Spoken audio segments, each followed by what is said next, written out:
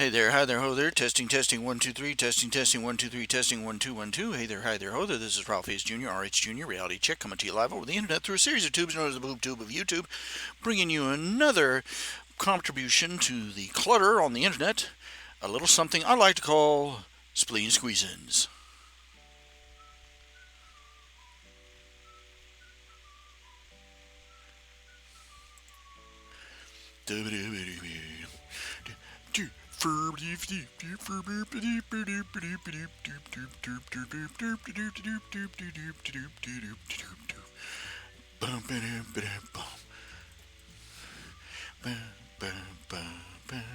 Gonna try playing 9 again. This background's kind of dull. It's kind of dull. It's kind of boring. It's kind of slow. So let's.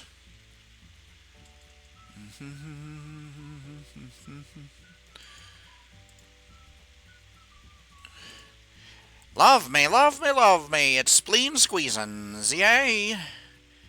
Yippee-ki-yay. Okay, let's see here. Header. I really need to edit that text so that it's white. Get you a color.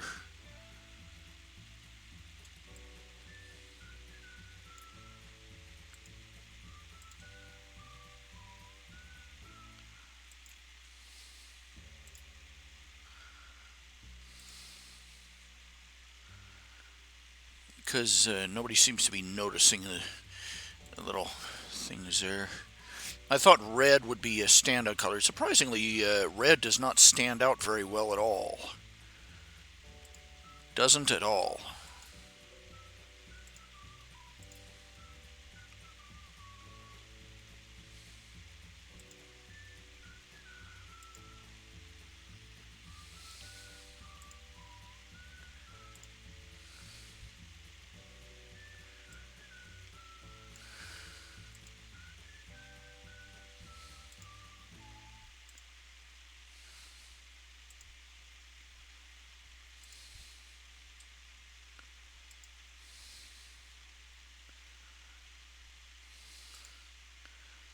Let's see.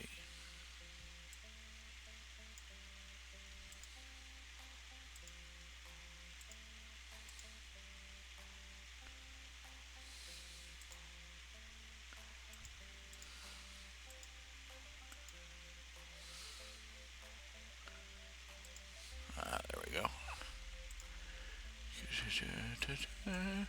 And just change the color here. We get a section of white. Okay. Okay. And it's why didn't it do that? Why didn't it change color? Select color.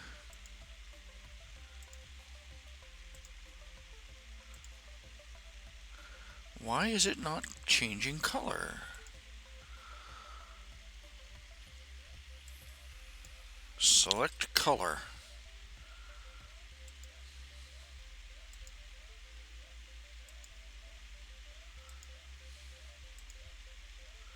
There we go.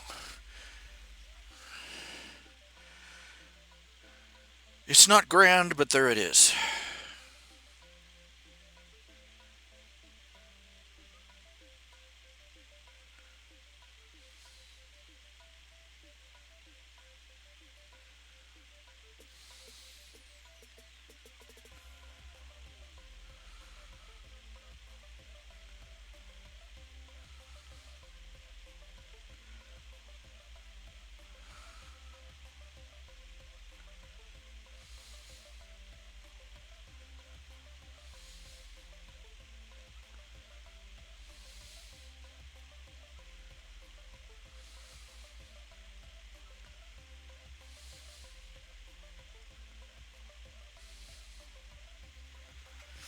Okay, there we go, there we go, there we go.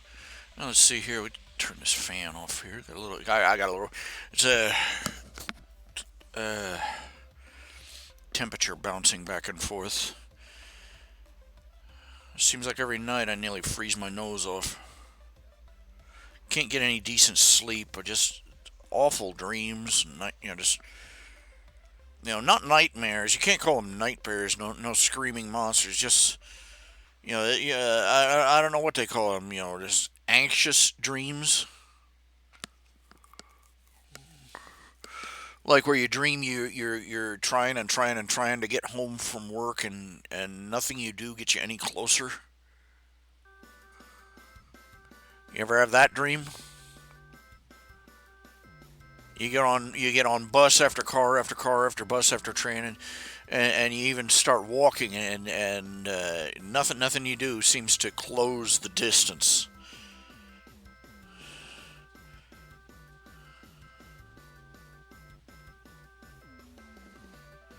I've had dreams lately though, just where I was back in grade school of all things.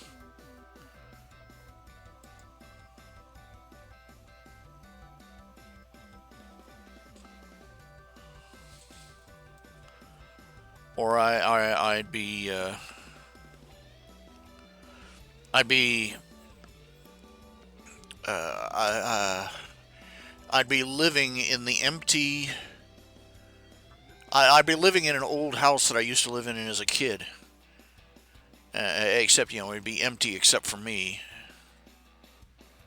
and nothing in it, just a empty dump, like it was when we found when we first moved in.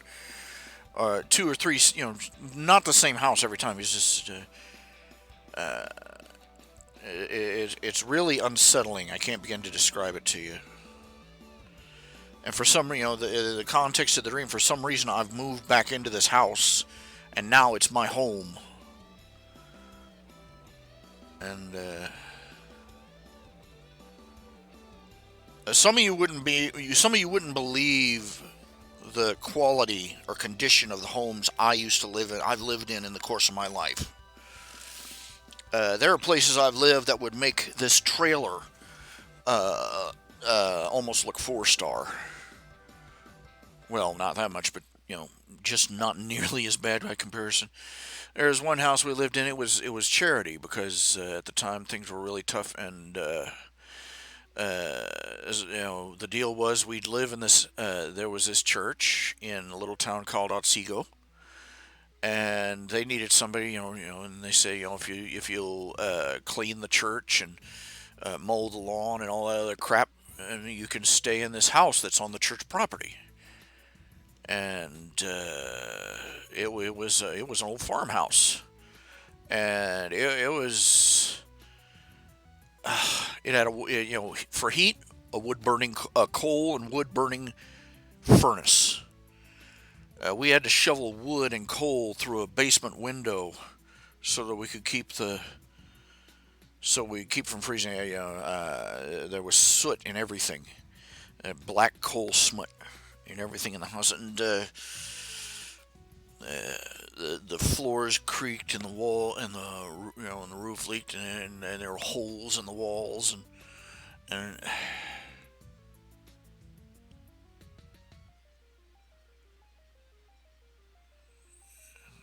back then I didn't know any better because I'd never seen any better really. And the last time we lived in a fairly decent home, I had been like 5 or 6, and since then we'd lived in a couple of different, in a farmhouse out in the boonies in Ohio, and moved into this small town house in Otsego, and then we'd lived in trailers, we'd lived in a church basement, and over the course of my childhood, we living in an actual quality home. Let's see, is the last couple of years of my pre-adult life, we lived in a house in Springfield.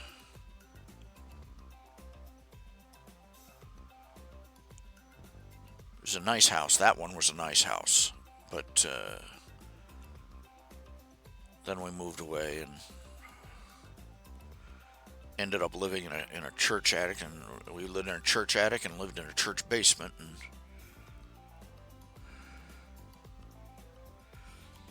that one particular house was pretty bad. Looking back on it,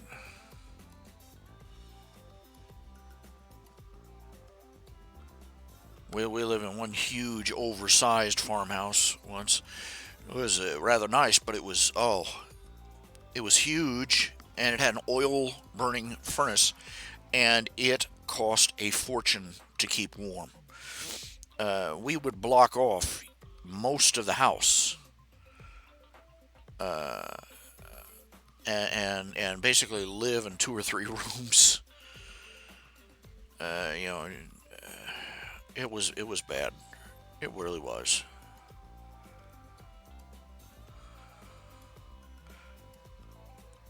At least in winter, there was a lot of charm. This was nice. It was out in farm country, miles away from everything. And my sister and I hated it because nobody out there. We were out in the middle of nowhere with nothing to do. This was in the decades before the internet, and we just this feeling of being isolated and stranded out in the middle of nowhere.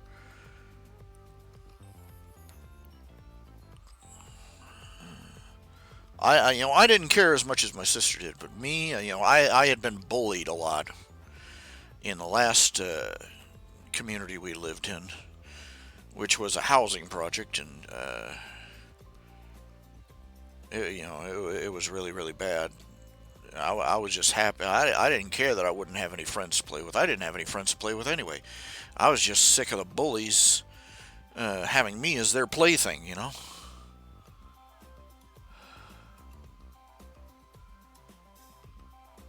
I was happy to live out there, I got bored a lot, but I didn't get beat up as near as much.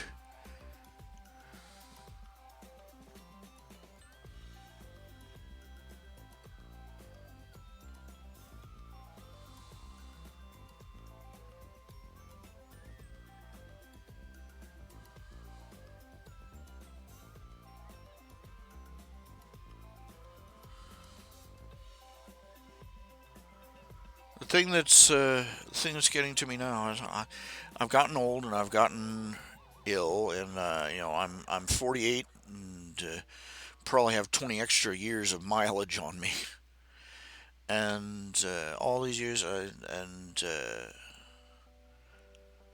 by any standard, I look at myself and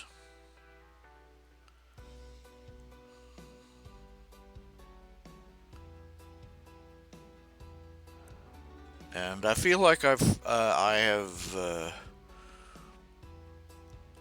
failed at life. You know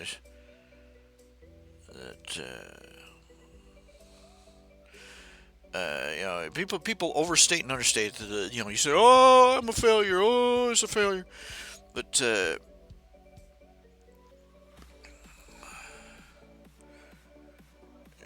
these are people who are, most people hear, "Oh, I'm a failure." They're thinking that there's one particular calamity that's befallen these people, and they're not coping well. But when I say that, when I say I have just perpetually, oh, thunderation, these people. They put this music on the internet, and then they crank up the maximum volume. Oh, they might not hear it. Bastards.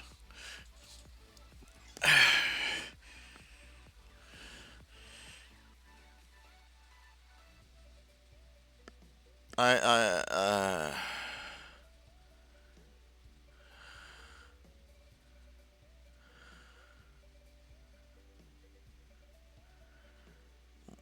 It's not so much that I think my life is a cataclysm. It's that I feel like I have continually failed to get I have continually underachieved to the point where no aspect of my life has a passing grade on it. You know what I'm saying? I feel like if you sat down and gave me a report card on my life to this point, that I would be the D minus kid at best. I'd be the D minus kid.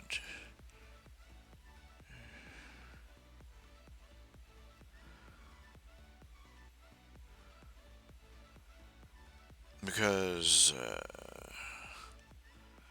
by any decent moderate standard, I've not been beset by monstrous disadvantages like some people.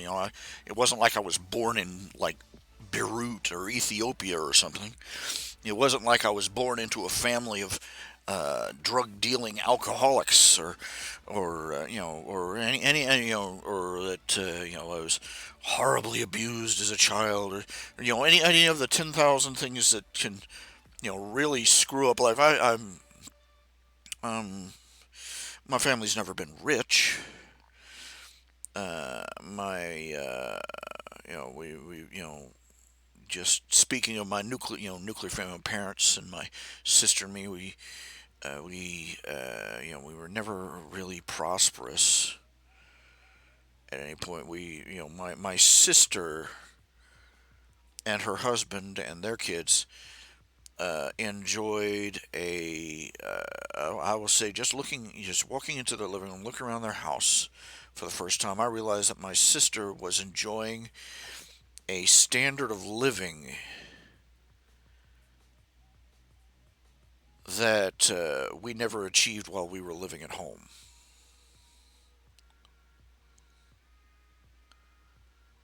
With my parents, and that I have certainly never achieved.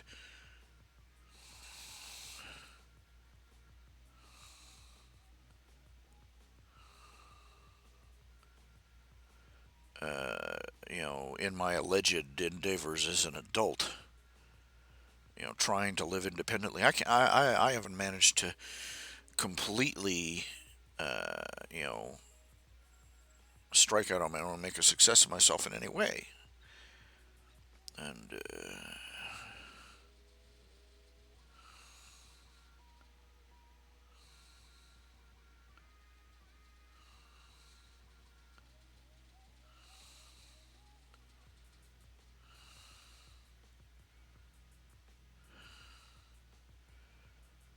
And I've reached an age where I'm going to be turning 49 next month.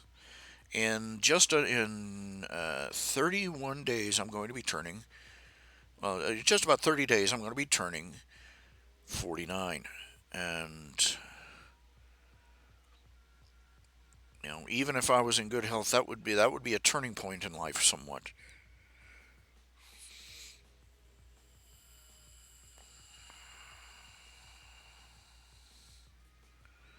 I look at these Hollywood people who are supposedly living, wicked, depraved, uh, self-destructive lives, and I look at them and I see I looked at a picture of some of these actors and actresses, 50 years old, 60 years old. They look better than I did at 20. What did they do? Did they steal all the good genes?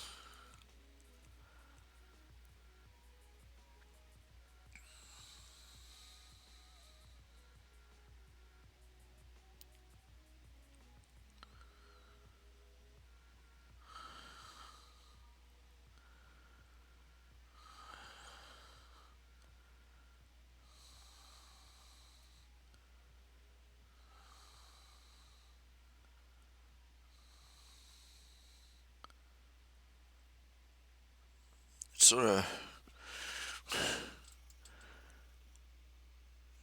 they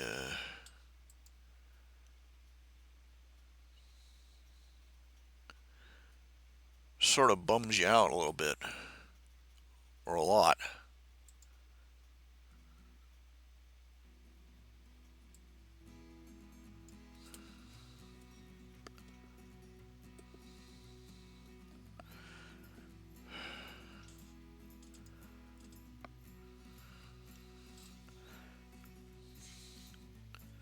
It really doesn't.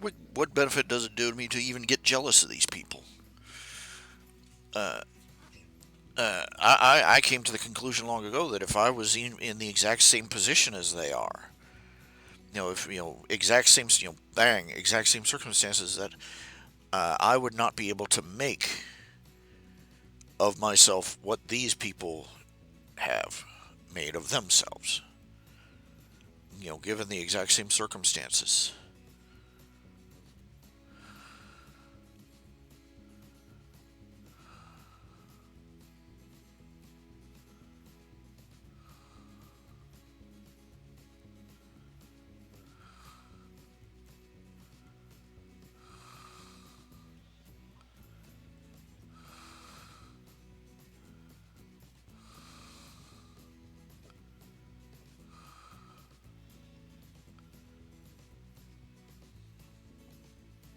I was going to be good.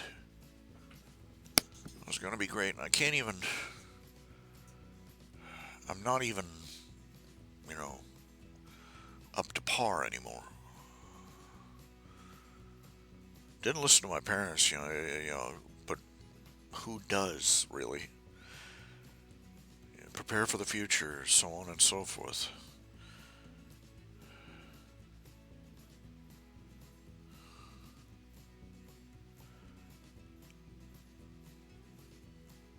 To fix I don't know what it would take to fix my life the way it is now.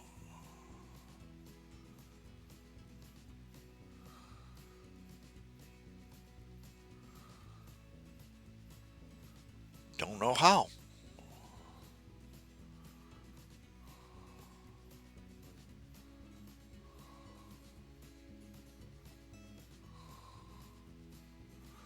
And at the same time, I'm scared that I'm scared that somebody's going to jump in and take the reins and try and steer me back on the straight, whatever the straight and narrow may be. Steer me back on the straight and narrow and get me on, try and get me, because I'm afraid of that. I think in part because, one, because I'm lazy, and some rotten part of me is perfectly content with being a failure because nobody expects anything of you. The other part of me is scared because, every time I'm struggling, that was the story of my life with my parents. Is my parents, they love me, they want the best for me, obviously, but their idea of helping me was to jump in the saddle, jump on the buckboard, push me into the back of the wagon, and take over the reins.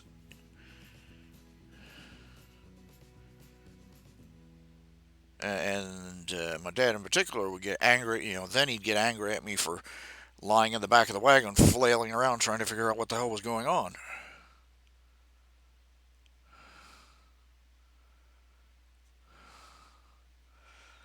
I want a do-over. That's all it is to it. I want a do-over. I want to go back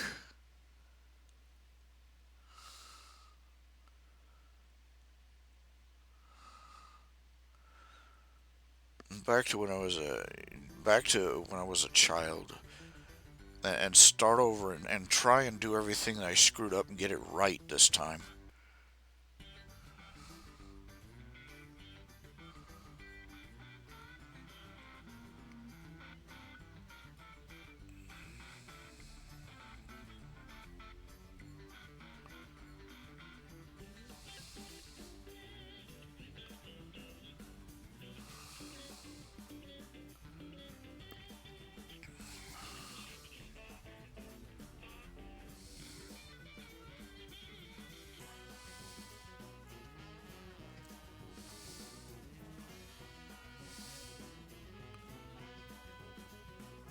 The IRS people want my employment record all the way back to 2008, it looks like.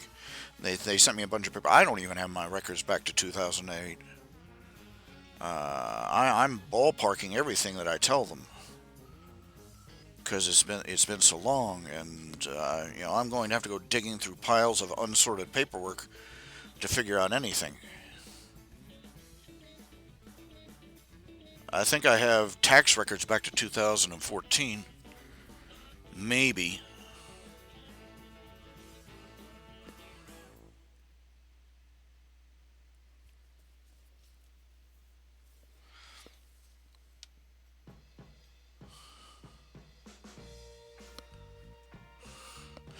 That's where we live in. I have to prove to the government that I'm a cripple and that I need my money back more than they do.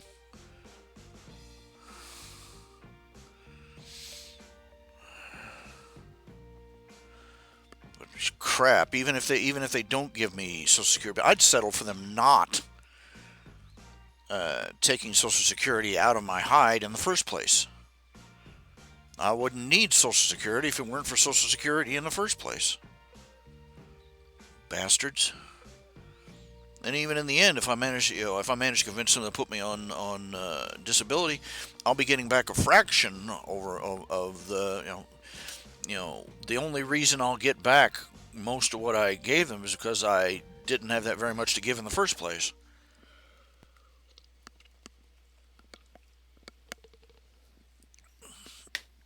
The whole premise of Social Security was the idea that people would they would retire and they wouldn't get back even a fraction of what they put into it before they died of old age.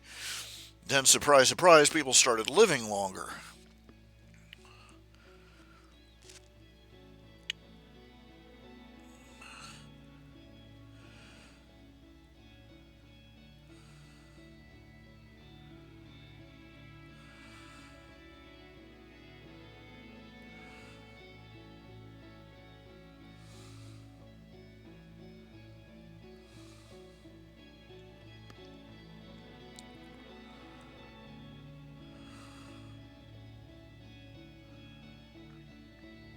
I'm not sure I'm up to anything tonight. I'm not sure I'm up to anything at all anymore.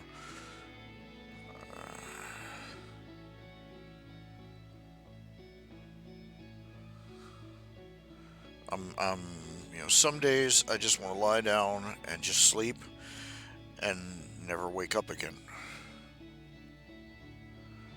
The only thing that deters me is the idea of having to face God and with nothing but handfuls of wood, hay, and stubble to show for my life.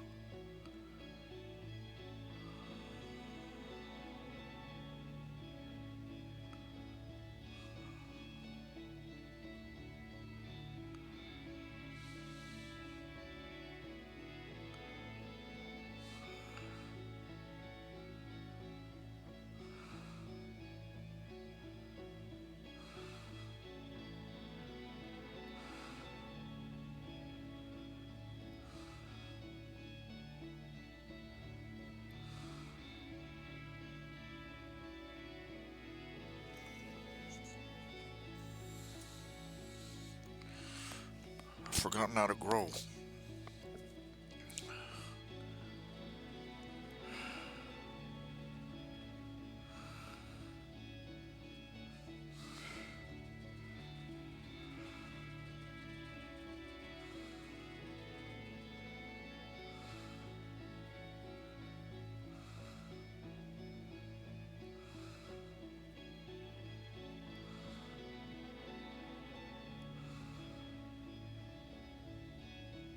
If I ever did know.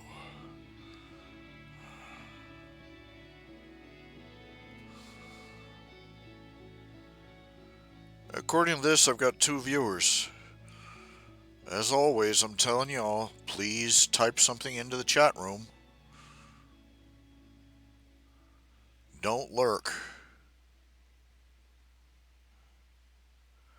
If you don't say anything, I'll just unplug it. I'll just turn it off and be done with it. Because this is more than just it's one of the 10,000 things I try and do to stir up activity.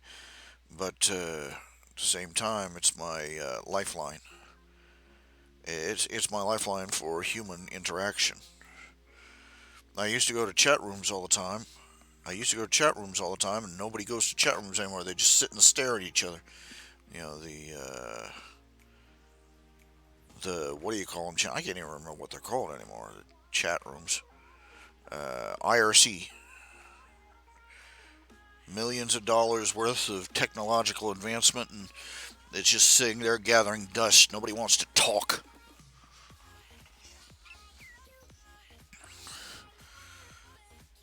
Sometimes I wonder if people are literally trying to drive me insane. That's how I'm going to die, sitting in front of a computer screen, screaming, "For God's sake, talk," until I get an aneurysm and keel over dead.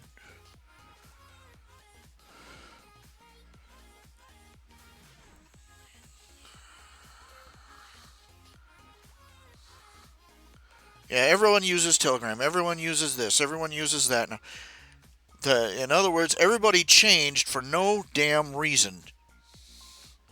It's the exact same thing in a different format.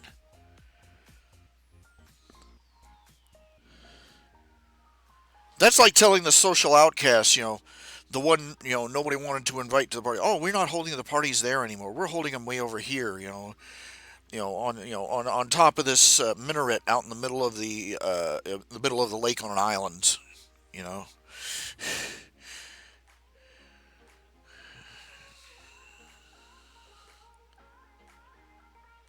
Why did they stop going to IRC?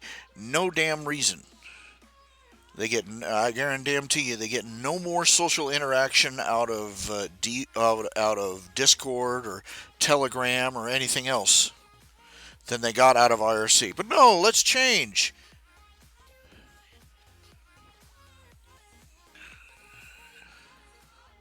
Let's not tell anybody. Let's just stay logged into the IRC channel, so that the guy spends the rest of his life talking to an empty room. And they wonder why people my age are starting to go insane. Why the insane asylums are full of people. Why the old why the old folks home and the nursing homes are full of people who just racked with dementia and just can't relate to anything anymore, because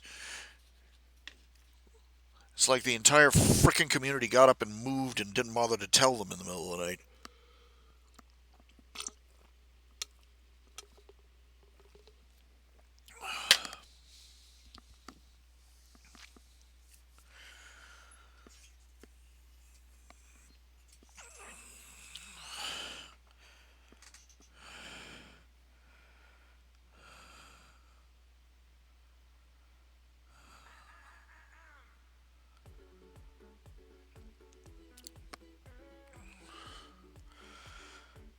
I have no enthusiasm for anything anymore.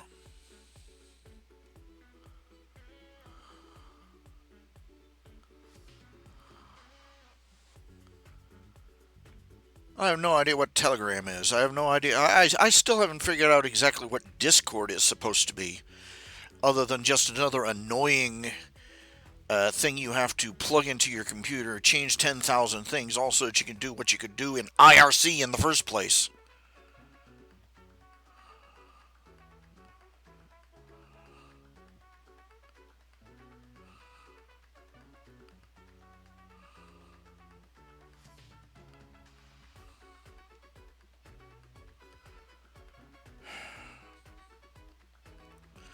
I'm angry. I'm tired. I can't find the enthusiasm I used to have in anything I used to do.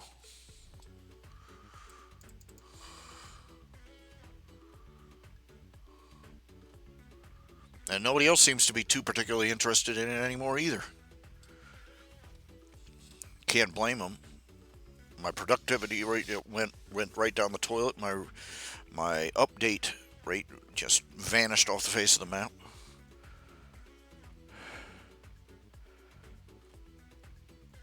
You want to keep people enthused. You have to, imagine spending the rest of your life drawing pictures every single day. Suppose you imagine drawing pictures every single day, and then throwing them into an empty hole. Throwing them into an abandoned well.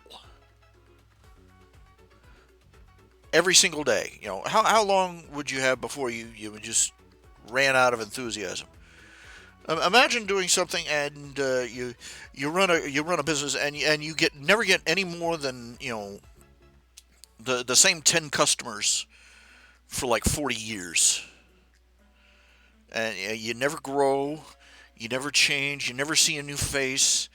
And just how long would your energy last? How long would your creativity last? How long would your enthusiasm last? Imagine writing a book, putting it out for sale, and you make fewer sales than somebody who takes takes their book to the family reunion and sells it to all their relatives.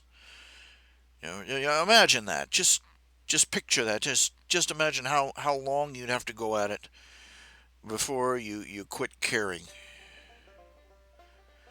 And the only reason you call in an effort is because you know eh, you know we live in a day where you don't have a job. You have income streams.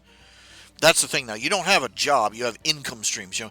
Dozens of half a dozen different things you do to try and like make money. Just yank on the tits of life to get just a little trickle of money to come in a dozen different little places.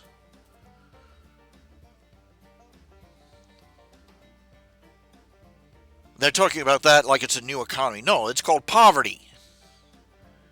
It's what happens when your economy, the underlying foundations of it are turning into quicksand.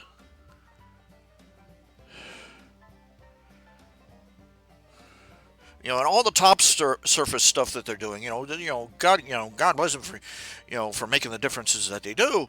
Like Trump getting deals to come through on China and on trade with Mexico and all these other things that nobody's giving him credit for, and the economy looks like at least a few details of the economy are bouncing back, but the underlying foundation, the Titanic underneath is still leaking. And it's sinking and it's leaking in a way that nothing can patch. Nobody's ever figured out what to do. I've talked about this before. We went on fiat currency, and that damned our nation to an inevitable outcome. Look up the Weimar Republic sometime. Look up pre-World War II Germany. That's what happened to them. They tried to get out of all their debts, including the ones from World War One, by going on fiat currency and printing the wing-wong out of the German mark. It reached a point where the money was worthless. You got more use out of it as wallpaper or kindling.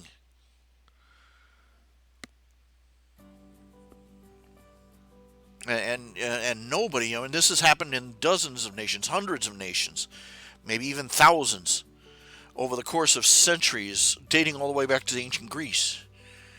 And once a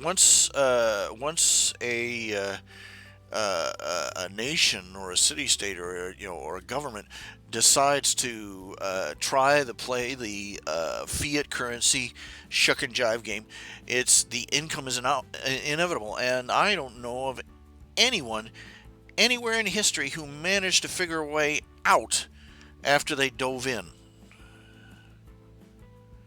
It's like a one-way mousetrap, You know,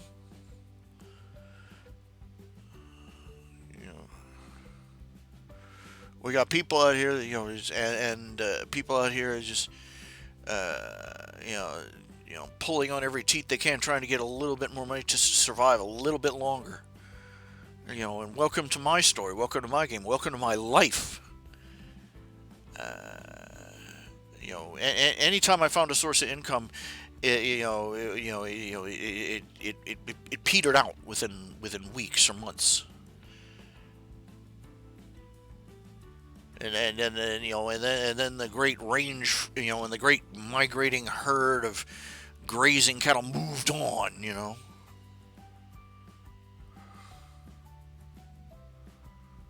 I had nothing nobody wanted, and I still don't.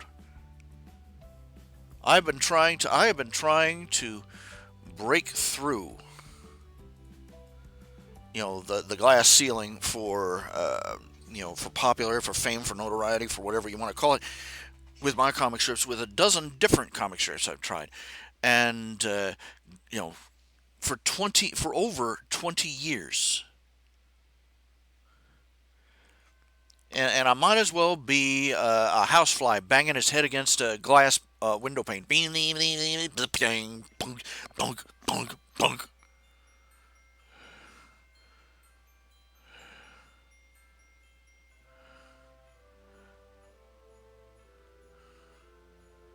I'm not giving them what they want. I'm not, you know,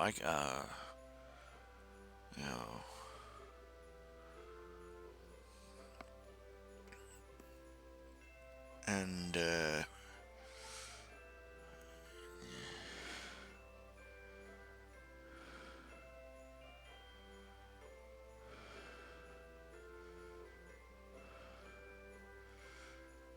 You know why so many people write fan fiction? Why they keep writing it? Why so many people post artwork and they're not paid for it, but they post it anyway, for the recognition, yeah, they talk about this as if it's shallow. Oh, they're only doing it for the praise of other men. They're doing it for the recognition from other human beings that what they do is worthwhile.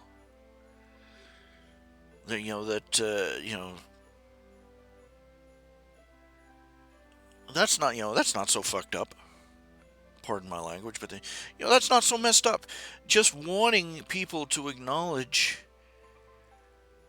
that what you've done is a good thing. That that you've made art, that you've made poetry, or written a great story, or that you have talent, that you have skill, that you have made them happy for even a brief moment, and that you are worthwhile.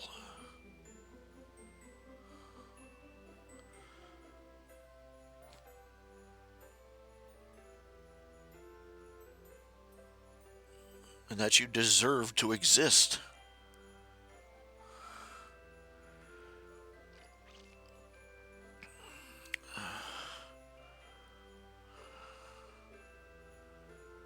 I don't.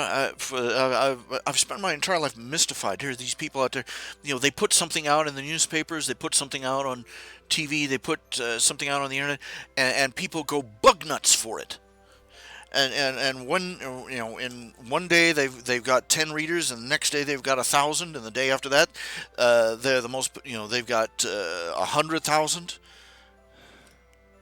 To look at the numbers from my website, I get hundreds of thousands of hits every month. Unique visits, but less than 100 people are willing to even throw a couple of bucks in the hat. That's killing me. And the thing of it is, if you want to move up to the next plateau, guess what it requires? Tons of money.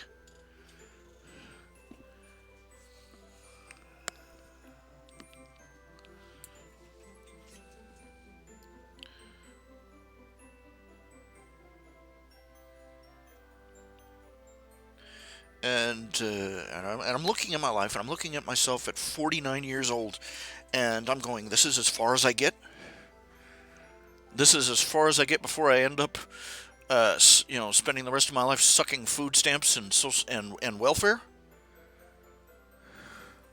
Before I'm on a fixed income from Social Security the rest of my life. Is that it? Is this how far I go?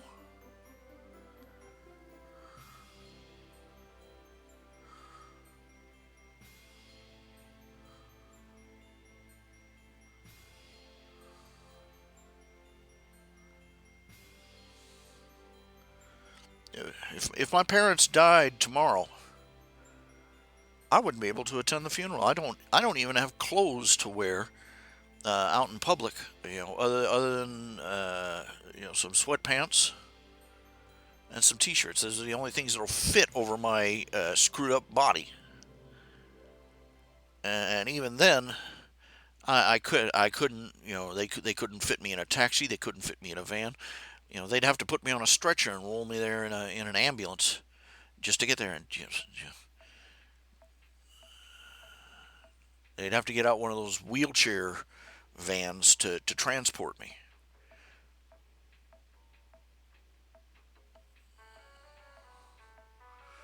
And it would be a grueling ordeal. And I'm just picturing myself arriving with a blood clot rushing to my brain because of something that happened in the transit. So yeah, I've reached a point where I feel like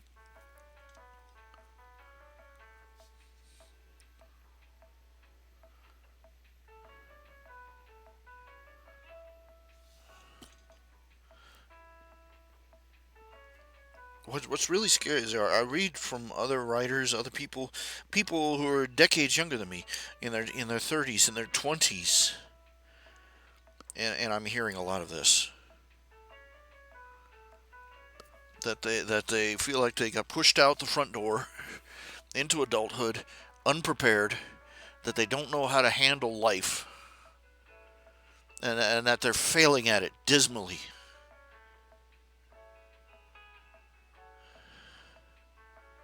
And they're ashamed of it, and they're frustrated with it, and they have nobody to turn to,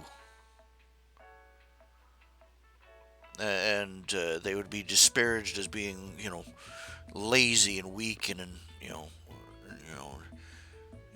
lazy millennials, you know.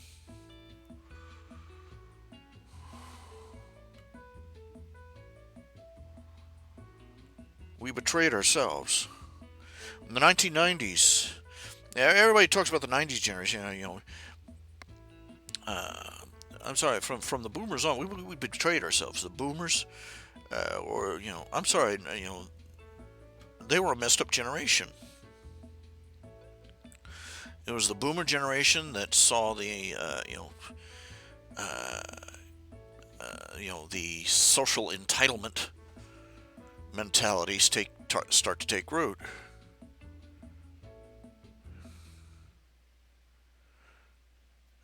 The idea that everybody else was obligated to pander to their feelings,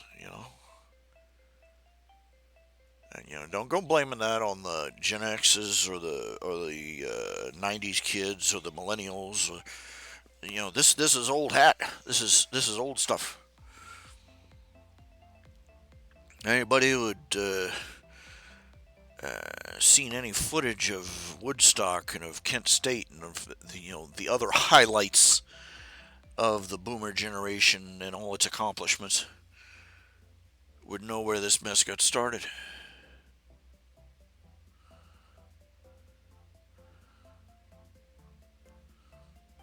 Around about the 90s is everybody talks about how the 90s kids can't handle anything, and the millennials can't handle it. It was about 1990 when they started pushing hard for daycare. That there are people out there that wanted to establish. It wasn't enough that they took the kids away from their parents at the kindergarten, the age of 5. And they were already screwing the kids up that early. They wanted them younger. This way mommy can go out and work too.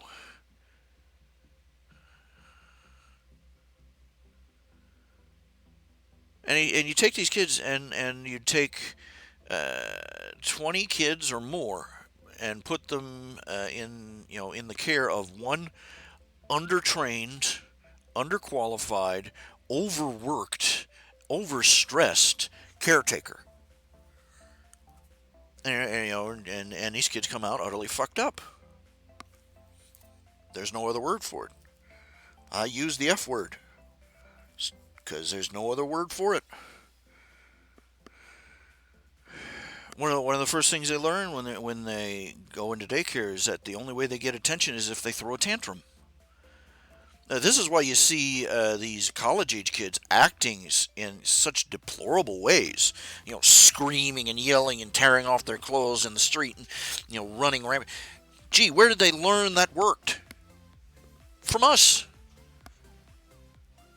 Because we put them in daycares, and the only time they got any of the attention they desperately needed from a caring adult was when they made trouble.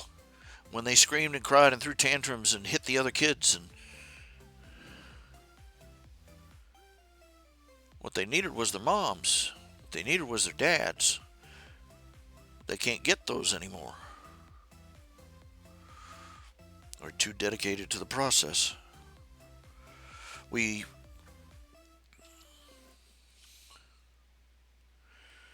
little over 100 years ago, we started mandatory public education.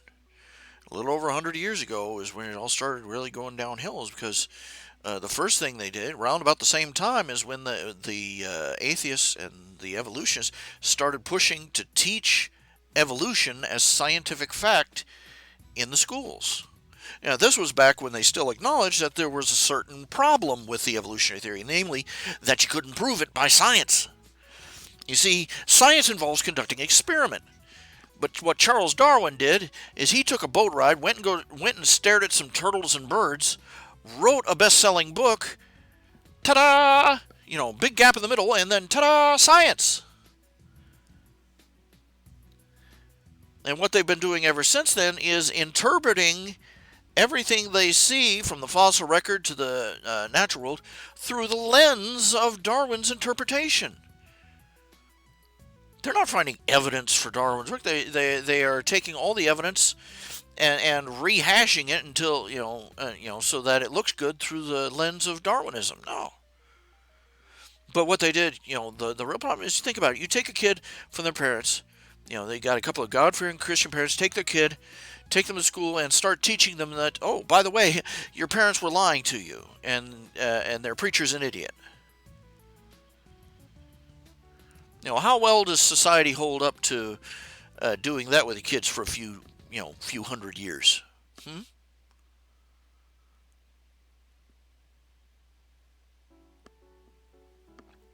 That's the first lesson they get in school, is that, your parents aren't as well educated as we are. They believe ridiculous things that aren't really true. And here, we'll teach you the real way. Care for an apple?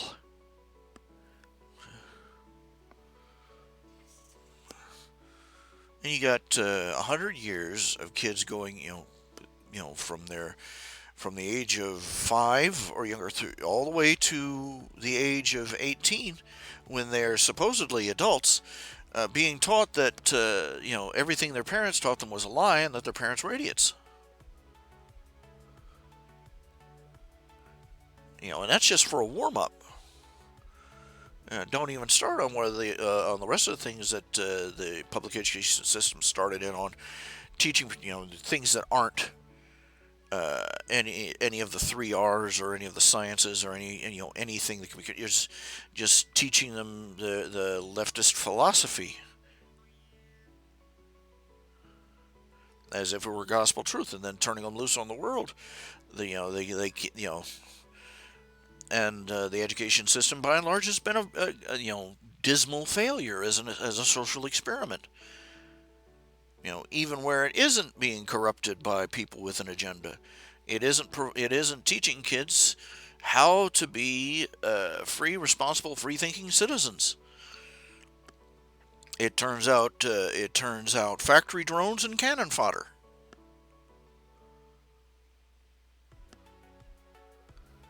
Kids that don't know the way around their own community. How do I apply for a job? What do I do for? How do I handle taxes? What is what's my responsibility in the government? What is it? So on and so forth, and all these other things. I don't know diddly squat about local local government. I have a few generalized ballpark understandings that I got off of Schoolhouse Rock about how our federal government works, but anything but the state government and lower, I don't know nothing. I only have vague notions because nobody taught me. And you're busy running around trying to make a life for yourself, trying to earn a living and keep yourself and possibly a wife and kids fed. You're not going to have time to go, sit down for a social studies course or a civics class in your spare time. Come on. They decided that people below a certain level didn't need to know that much about how their government ran.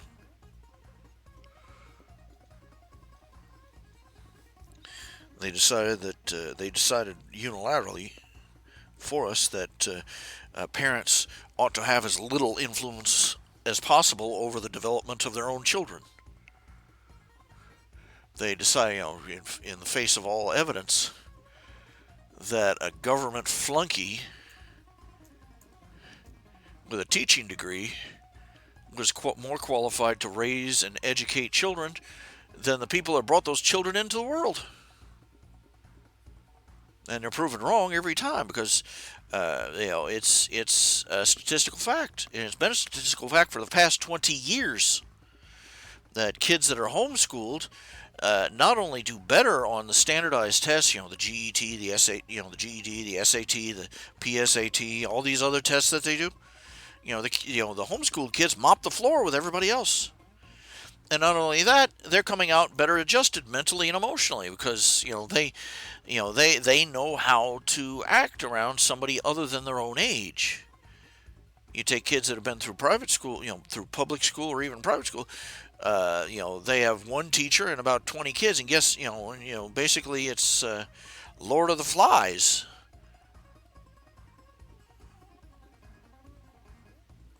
It's like the same social structure as a minimum security prison.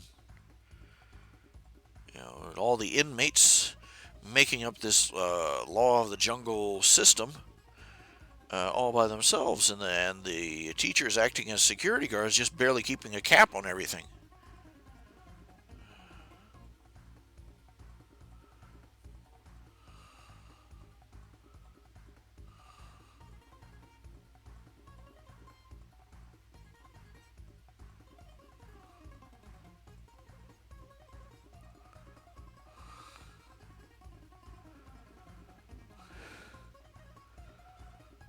We were robbed. We were robbed. And the older generation, the most that they'll do is sit back and laugh at us and point fingers and say how worthless we are for not being able to fly without wings.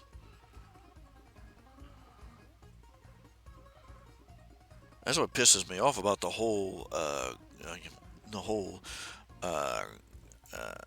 higher education bubble. Because growing up, even back in the even when I was a kid, back in the '60s, back in the '70s, the '80s, the teachers were all, get the diploma, get the diploma, get the diploma. My parents were the same way. Get the diploma, get the diploma, get the diploma. Go to college, get a diploma, get a diploma, get the sheepskin, get the sheepskin. But I can't afford to go to college. Just get a big government loan. Don't worry. With the sheepskin, you'll make so much money.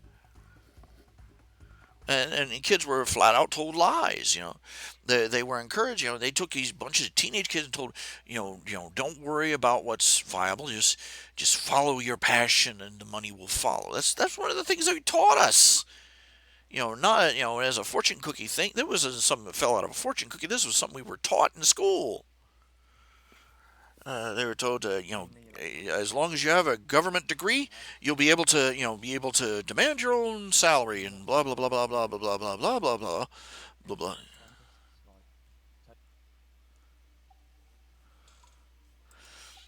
And then surprise, what do they say? Get the diploma, get the diploma, get the diploma. It doesn't matter how much debt you go in. What do you want to do? End up flipping burgers for the rest of your life? And so they went and got the diploma. And surprise, now they have 6 figures in debt. And after all that hard work and after all those years of work, getting a degree that's supposed to make it possible for them to get a good job, they can't get a good job. And now they're being called lazy and entitled by these same scam artists because they don't want to spend the rest of their life flipping burgers to try and pay back a 6-figure loan.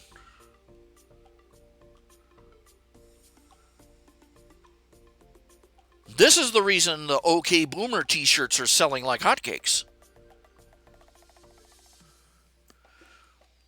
When I was a boy, I went to college and paid my own way. When you were a boy, college was literally 1/10 the price it is now.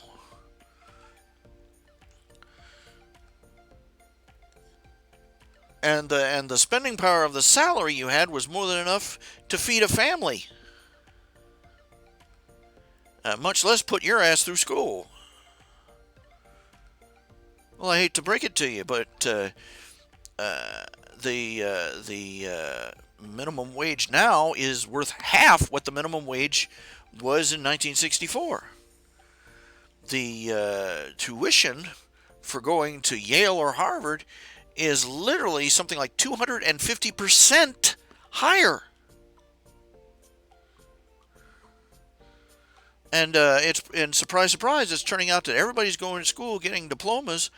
Bachelor's degree can't even get you through the front door.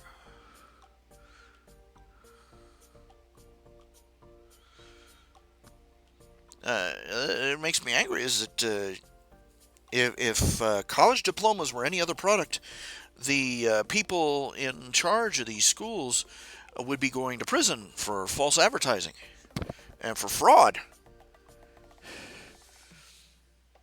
The same as if they went out there and started selling jugs of water as gasoline alternative.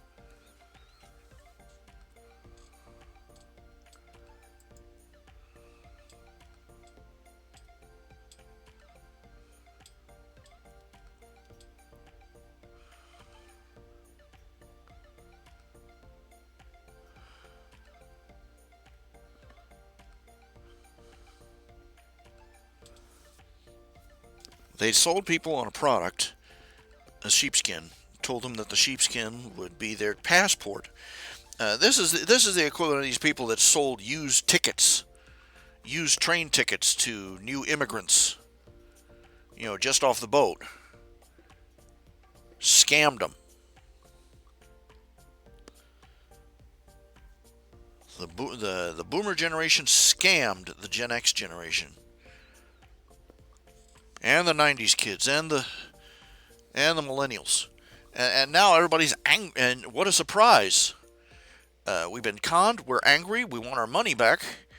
We want our lives back. And they're talking about how entitled we are for wanting what we actually worked for. How arrogant of us. I would have never gone to college if I'd had half a clue. If I'd have had half a clue, I would have never gone to college. If I'd have had half a clue, I would have already had a job, and I would have, I would have saved up as much as I could. But hindsight's always 50. Hindsight's always 20/20.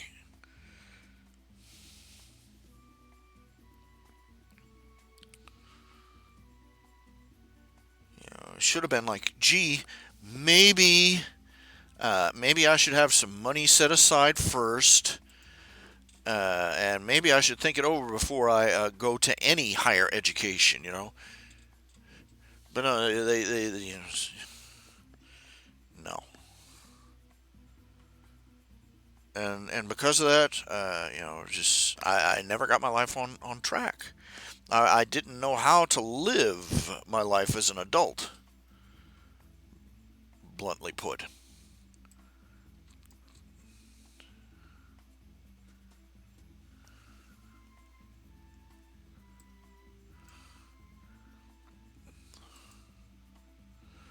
Now here I am. This has been let's see. I have had one and only one Valentine's Day commission. I used to have dozens. You know, welcome to it. Here, let me see if it is just. Oh, I'll just go ahead and show you turn that off.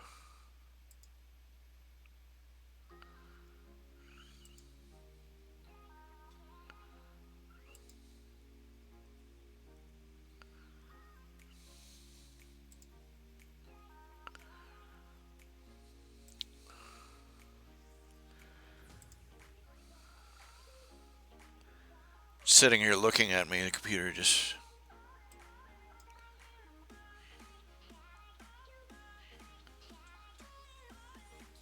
That there is that's for Daniel Meyer and his wife. Valentine's Day card. That was it. That was it for this year. I'm still running the Valentine's Day sale till the end of this month. $50, full color, digital drawing. Your ideal subject. posted to you, email to you, email to the person you want it to go to, and also I'll be posting it on the website. Haven't decided exactly where I'll be posting it on the website, but this will go up. Yeah. In fact, I think I may just post it on my website on the front page. Why not? Of course, I'll have to wait until the end of February to post it.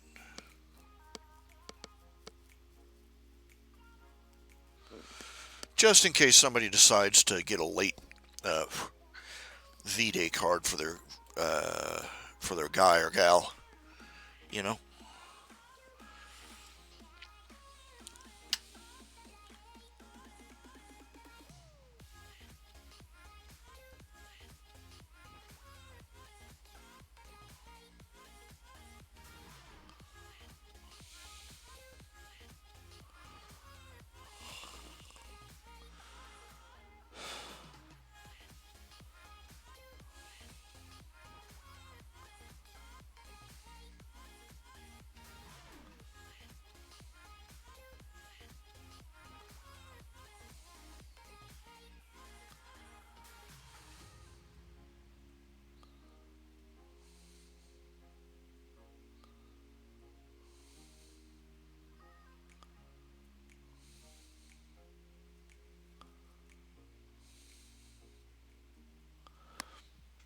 Feeling funky, feeling grumpy, feeling funky, feeling sad.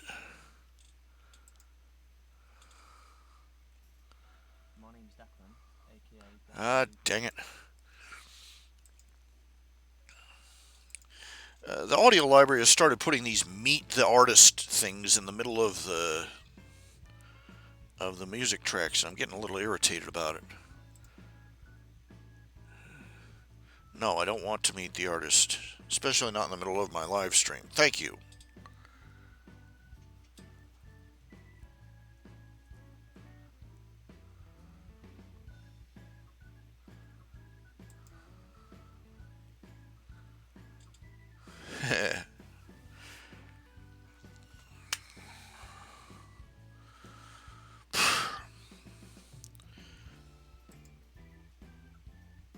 Can't survive like this.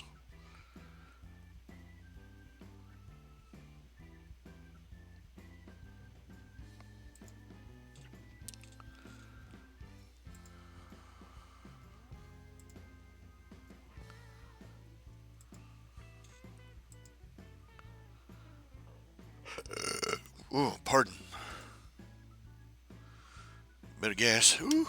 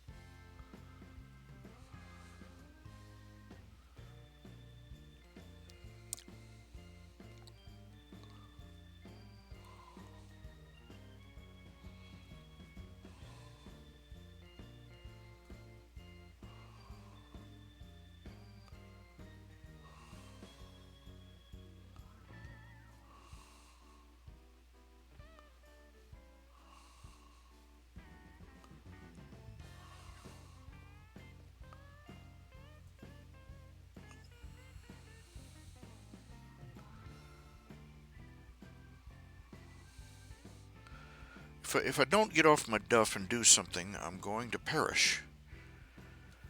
But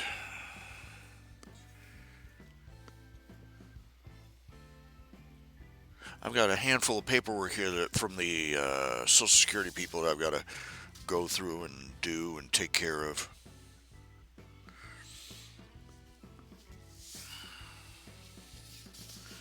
Don't know what the hell I'm going to get information on, like 2008.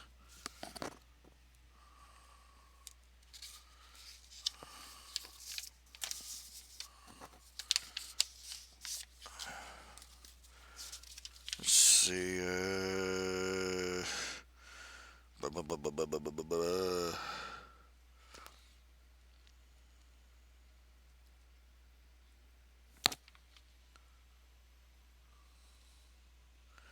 Work activity report, self-employment, blah, blah, blah.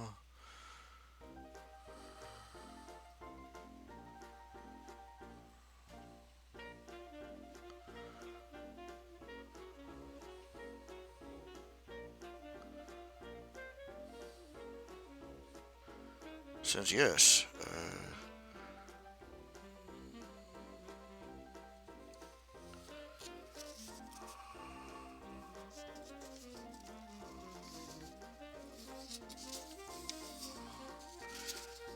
They want information all the way back to 2008. I don't know where I'm going to get information from 2008. Even the IRS doesn't keep records that old. Damnation. 2008. That's about when I left my last, paycheck paying job. Because I couldn't hack standing anymore. My legs become so swollen and they hurt so much. The company wouldn't even let me lean on a cane. Bastards.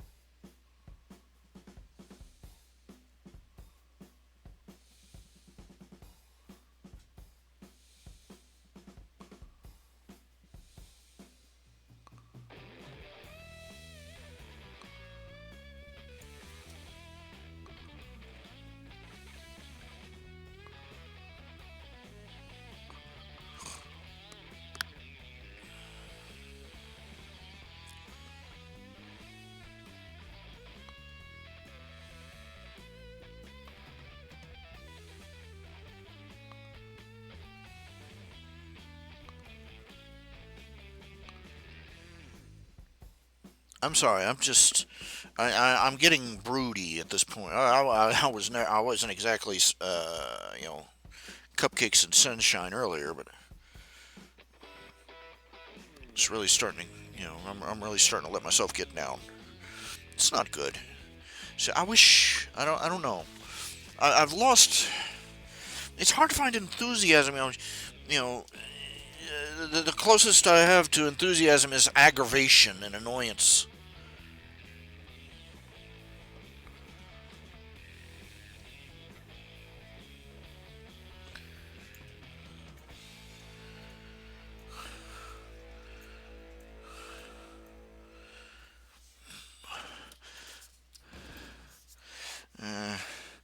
I won't fault them for using. Look, uh, people complain a lot, about using. They use they solve every mental problem with a pill. Uh, well, to be fair, it's swung the other way more often. It's not a monolithic, universal thing, and it's not one that's been going on for as long as you think. Uh, Anything's got to be better than what they did. Now, picture yourself. You're sick. You're in pain. You've got a broken leg,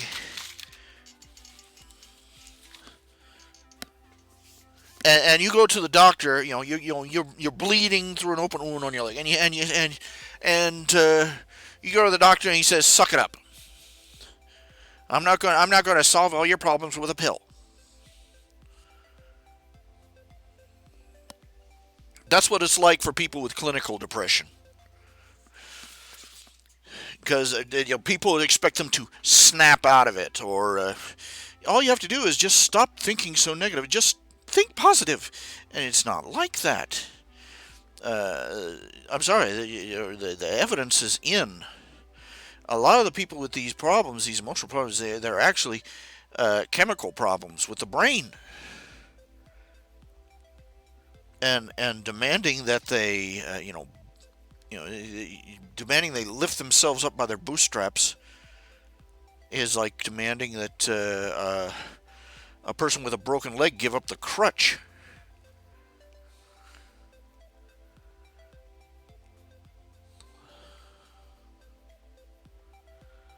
You're using those pills for a crutch. That's what crutches are for.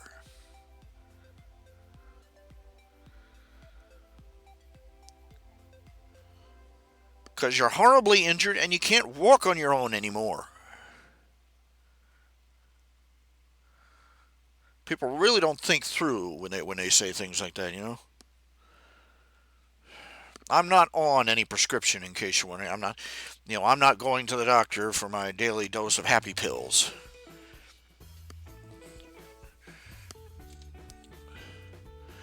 But I'm fully cognizant of the fact that there are chemical consequences. The depression can be caused by and is often at least partially attributable to chemical imbalances in the blood and in the brain and in the body,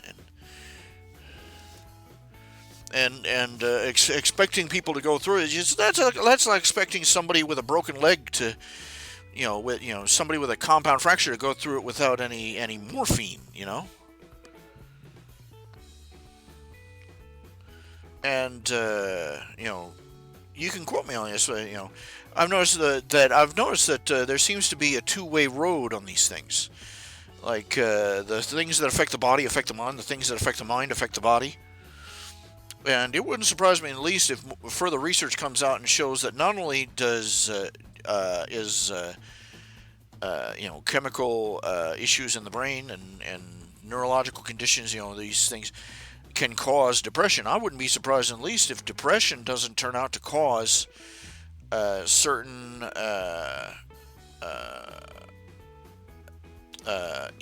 chemical imbalances in the body in return. Chronic ones.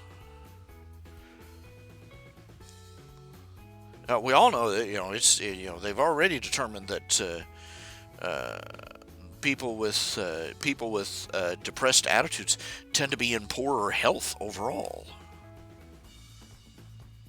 Their immune systems are depressed by their depression, if you'll pardon the expression.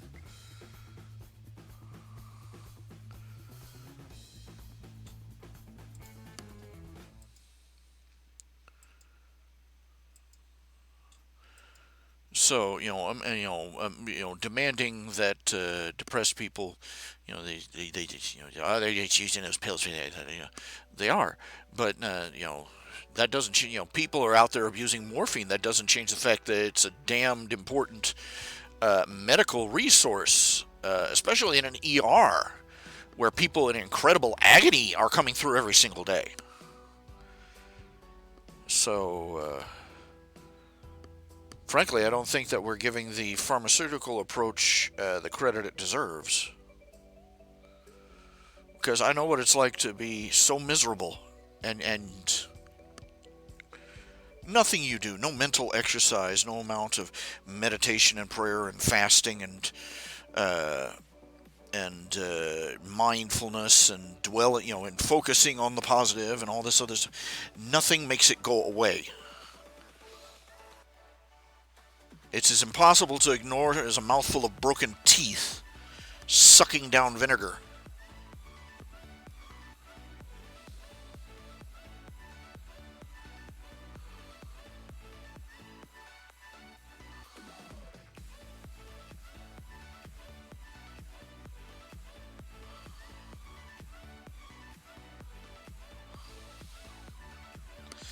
Okay, it is just about 10 minutes till 8. It is 10 minutes till 8. We've been on for an hour and 20 minutes.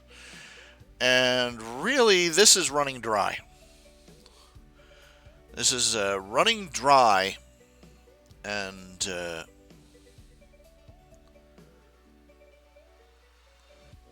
so I think I'm going to call it a night. I'll try and pick up tomorrow, probably at an earlier hour, to try and get some more productive hours in. You know, get some artwork done, get some drawing done, get some pictures done, get something done between over the next 24 hours. All right. Okay. Thank you for anybody who's watching this who's not typing in the channel. Darn you, start typing. But thank you for watching. Thank you all. And his music is getting louder and louder and louder. I'm going to hurt somebody. Jerks. All right. I just want to say thank you all to everybody out there. Thank you for your support. Thank you for your commissions. Thank you for your patience. Thank you. Just thank you for all the things that you do that make you, you. Okay. This has been another broadcast of, oh Lord help us, this has been another broadcast of Spleen Squeezin. You all take care of yourselves and you have yourselves a good night, alright? Alright.